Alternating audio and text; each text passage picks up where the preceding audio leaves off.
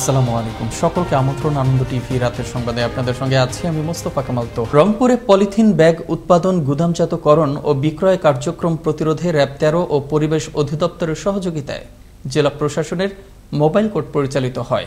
বৃহস্পতিবার বিকেলে নগরের নবাবগঞ্জ বাজারে এ অভিযান পরিচালনা করা হয়। এতে নেতৃত্ব দেন জেলা প্রশাসনের এক্সিকিউটিভ ম্যাজিস্ট্রেট মাহমুদ হাসান মৃধা। এ সময় মোবাইল কোর্ট পরিচালনা করে 8টি প্রতিষ্ঠানকে মোট 1,40,000 টাকা জরিমানা করা হয়। একই সঙ্গে 5 টন পলিথিন জব্দ করা হয়।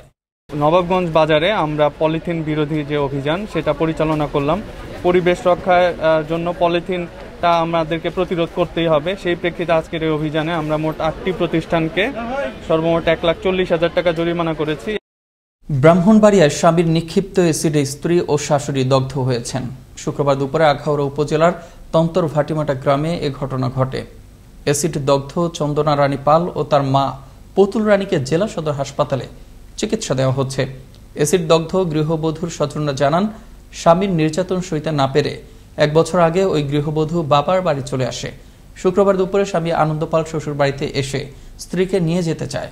পরিবার বাধা দেয়, তখন সে ক্ষুব্ধ হয়ে স্ত্রী ও শাশুড়িকে এসিড নিক্ষেপ করে। মৌসুমের পরিবর্তন হওয়ায় সকল প্রকার শাকসবজির দাম বৃদ্ধি পেয়েছে। চাল, ডাল, তেল, চিনির বাড়তি দামের সঙ্গে কয়েক সপ্তাহ ধরে বাড়ছে মুরগির দাম। এর সঙ্গে চলতি সপ্তাহে কেজিতে 10 টাকা বেড়েছে দেশি ও আমদানি করা পেঁয়াজের দাম।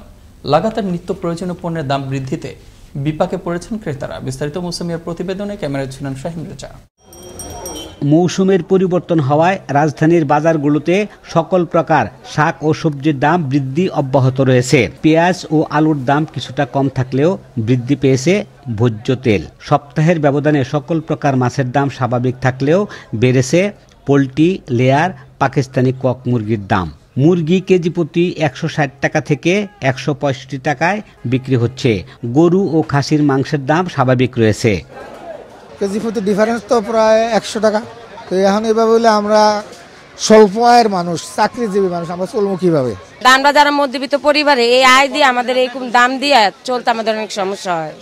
ছেলে মেয়ে নিয়ে যদি কিছুটা একটু দাম কমাইতো সরকারে মনে করেন সীমিতহীন, তাহলে মনে করেন আমাদের চলতে ফিরতে একটু সুবিধা হইতো। মাঝে মাঝে যখন সরকার বিভিন্নভাবে মনিটরিং করে তখন দেখা যাচ্ছে সবকিছু ঠিক থাকে, আবার যখন একটু লুজ মনিটরিং করে তখন কিন্তু দেখা যায় যে তাদের মধ্যে আবার একটু বিশৃঙ্খলার বলবোই আমি যে এটা সৃষ্টি হয়।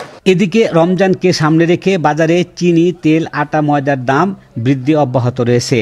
তেলের সরকারি বেঁধে দেওয়া মূল্য 139 টাকা, যা খুচরা বাজারে বিক্রি হচ্ছে আরো কম দামে। চিনি, আটা ও ময়দার দাম কেজি প্রতি বেড়েছে 4 থেকে 5 টাকা করে।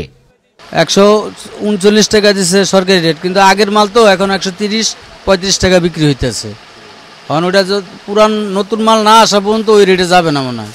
বাজারে বিদেশি আমদানিকৃত চাল আসলেও দেশি চালের চাহিদা বেশি, তাই দেশি চালের দাম বাড়ার কোনো লক্ষণ নেই। বুড়ো মৌসুম ও রমজানকে সামনে রেখে চালের দাম স্বাভাবিক থাকবে বলে মনে করেন এ বিক্রেতা। বৈশাখ মাস এবং রমজান মাস দুইটাই একই ধানের মৌসুমের মাস। মোটামুটি কয়েকটা জিনিস সিজন একসাথে হয়ে গেছে। তো অলরেডি চিন্তা করতে গেলে চাউলের ব্যাপারটা, ধানের ব্যাপারটা, ধানের দাম, চালের দাম এই মুহূর্তে বাড়ে না, বাড়বে ইনশাল্লাহ। সকল কিছুর দাম বৃদ্ধিতে সাধারণ মানুষের ক্রয় ক্ষমতার নিয়ন্ত্রণের বাইরে চলে যাচ্ছে।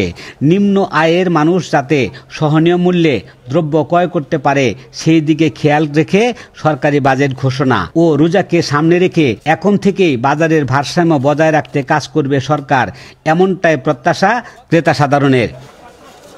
মুসামিয়া, আনন্দ টিভি, ঢাকা। নোয়াখালীর বেগমগঞ্জের নরোত্তমপুর ইউনিয়ন উচ্চ বিদ্যালয়ের প্রধান শিক্ষকের অপসারণের দাবিতে মানববন্ধন হয়েছে। বৃহস্পতিবার দুপুরে পাকমুন্সিরহাট বাজার বিদ্যালয়ের সামনে বিদ্যালয়ের বর্তমান ও প্রাক্তন ছাত্রছাত্রী এবং অভিভাবক বৃন্দ প্রধান শিক্ষক ইউনুস নবী মানিকের বিরুদ্ধে টাকা নিয়ে এককভাবে জাল সার্টিফিকেট দিয়ে অল্প শিক্ষিত শিক্ষক নিয়োগ, কোচিং, বাণিজ্য, করোনাকালের শিক্ষার্থীদের কাছে বেতন আদায় সহ নানা অনিয়মের অভিযোগ করে তার পদত্যাগ সহ বিদ্যালয়ে পড়ালেখার সুন্দর পরিবেশ ফিরিয়ে আনার দাবি জানান। বাগেরহাটে ইউনিয়ন পরিষদ সদস্য প্রার্থীদের মধ্যে সংঘর্ষে গুলিবিদ্ধ সহ 15 জন আহত হয়েছেন। এদের মধ্যে 10 জনকে বাগেরহাট সদর হাসপাতালে ভর্তি করা হয়। পুলিশ ও এলাকাবাসী জানায়, বৃহস্পতিবার রাতে ভোটারদের কাছে দোয়া চাইতে যাওয়ার সময় বাগেরহাট সদর উপজেলার ডেমা ইউনিয়নের ইউনিয়ন পরিষদ সদস্য প্রার্থী সজীব ও বাপ্পির সমর্থকদের মধ্যে সংঘর্ষের ঘটনা ঘটে। এ সময় দোকানপাট ও মোটরসাইকেল ভাঙচুর করা হয়। সংঘর্ষে গুলিবিদ্ধ হয়ে উভয় পক্ষের 15 জন আহত হন। পরে পুলিশ খবর পেয়ে ঘটনাস্থলে পৌঁছে পরিস্থিতি নিয়ন্ত্রণে আনে। বরিশালের গৌরনদীতে ভূমি অফিসের কর্মকর্তা কর্মচারীর স্বাক্ষর জাল করে ভুয়া খতিয়ান তৈরি করতে এসে প্রতারক আটক হয়েছে। ফারুক মৃধা নামের ওই ব্যক্তি দীর্ঘদিন উপজেলা ভূমি অফিসের কর্মকর্তা কর্মচারীদের স্বাক্ষর জাল করে ভুয়া কাগজপত্র, খতিয়ান ও নামজারি করে মানুষের সাথে প্রতারণা করে আসছিল। বৃহস্পতিবার সন্ধ্যায় এই চক্রটির মূল হোতা ফারুক মৃধাকে গৌরনদী উপজেলা ভূমি কর্মকর্তা আরিফুল ইসলাম প্রিন্স আটক করে গৌরনদী মডেল থানা পুলিশের কাছে সুপর্দ করেন। আমের মুকুলে চেয়ে রয়েছে পুরো রংপুর। পর্যাপ্ত ফলনের আশায় হাড়ভাঙা পরিশ্রম করছেন এলাকার আম চাষিরা। ন্যায্য বাজার দর পেতে সরকারি সাহায্যের কথা বললেন আম চাষিরা। কৃষি বিভাগ বলছে আমের ভালো ফলনের জন্য সকল ধরনের সহযোগিতা করছেন মাঠ পর্যায়ের কৃষি কর্মকর্তারা। রংপুর থেকে মাহফুজ আলম প্রিন্সের পাঠানো তথ্য ভিডিও চিত্রে দেখুন ডেস্ক রিপোর্ট। বসন্তের বাতাসে এখন মৌ মৌ ঘ্রাণ ছড়াচ্ছে আমের মুকুল। এমন দৃশ্যের দেখা মিলছে রংপুরের বিখ্যাত সেই হাড়িভাঙা আমের বাগানে। এবছর আমের মুকুল দেখে আশাবাদী চাষিরা, তাই ভালো ফলন পেতে বাগানের পরিচর্যায় ব্যস্ত তারা। ন্যায্য দাম নিশ্চিত ও সরকারি সাহায্যের কথা বললেন তারা। অন্য বারে চাই এবারে মুকুল অনেক বেশি বুঝে যাচ্ছে, এবার ফলন হয়তো একটু বেশি হবে। এবারে আমের মোল মোটামুটি ভালো হচ্ছে। ওই মাসে 3-4 বার স্প্রে করা লাগে এবং পানি সেচ দেওয়া লাগে। আমি আশা করি যে একটু সরকারি সহযোগিতা করলে মনে হয় আমাদের উপকার হবে এবং দেশ ও দেশের উপকার হবে। ভালো ফলন পেতে সময় মতো সঠিক মাত্রায় ছত্রাকনাশক ও কীটনাশক প্রয়োগের পরামর্শ কৃষি সম্প্রসারণ বিভাগের এ কর্মকর্তার। আম যখন মটর দানার পরিমাণ অথবা মার্বেল দানার আকার ধারণ করে তখন আরেকবার কীটনাশক এবং ছত্রাকনাশক স্প্রে করার জন্য আমরা পরামর্শ দিচ্ছি। এই পরামর্শের ফলে আমরা আশা করছি যে এবছর আমের বাম্পার ফলন হবে। সরকারি তথ্য মতে রংপুর জেলায় ৩,২৮০ হেক্টর জমিতে আমের বাগান রয়েছে। এবারে ৪৫,৪৯৫ মেট্রিক টন আমের উৎপাদন লক্ষ্যমাত্রা ধারণ করেছে কৃষি সম্প্রসারণ অধিদপ্তর। মুস্তফা কামাল তোহা, আনন্দ টিভি, ন্যাশনাল ডেস্ক।